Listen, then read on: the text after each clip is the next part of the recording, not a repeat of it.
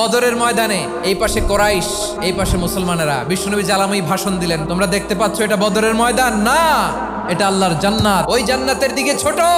বিশ্বনবীর কথা শোনা মাত্র সাইয়েদনা উমাইর ইবনুল হুমাম বললেন বাখ বাখ, মানে চমৎকার।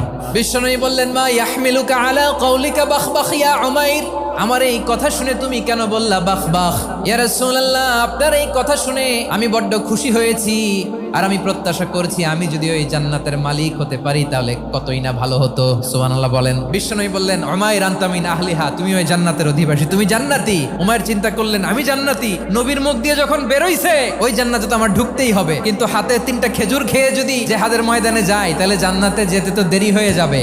এই চিন্তা আসা মাত্রই খেজুর 3টাকে তিনি ছুঁড়ে মারলেন, তলোয়ার বের করে আল্লাহু আকবার বলে বদরের ময়দানে ঝাঁপিয়ে পড়লেন। আল্লাহর শত্রুদেরকে কচুকাটা করে এক পর্যায়ে শাহাদাতের সুধা পেয়ে নিজেও জান্নাতি হয়ে গেলেন। পড়েন সুবহানাল্লাহ।